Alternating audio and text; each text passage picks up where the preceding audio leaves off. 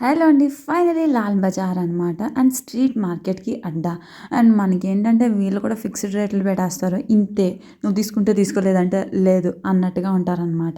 ఏంటంటే అది ఎలాగో వాళ్ళకి వెళ్ళిపోద్ది, సేల్ అయిపోద్ది. మనలాంటోళ్ళు ఏంటంటే కొంచెం బేరం ఆడతాం కదా!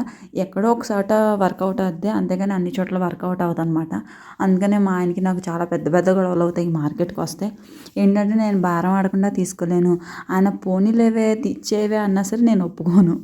అండ్ ఫైనల్ నాకు వచ్చి రాగానే ఈ షాపే కనిపిస్తది. ఎప్పుడు ఈ షాప్‌లో దొరుకుతా ఉంటాననమాట. ఎందుకంటే నాకు చాలా ఇష్టం ఈ బొమ్మలు, హ్యాంగింగ్స్ ఇవన్నీ.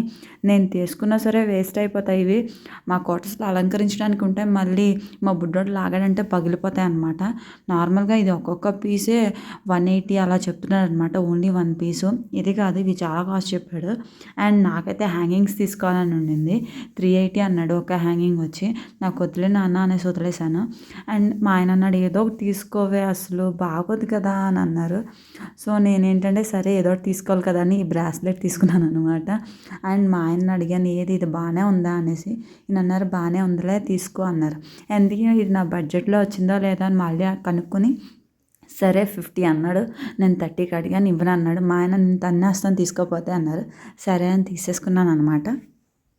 ఆ తీసుకునే దాంట్లో కూడా నేను ఎన్ని ఎతికానంటే మా ఆయన టైం అయిపోయింది పద వెళ్ళిపోదాం అన్నారు స్టార్టింగ్లోనే.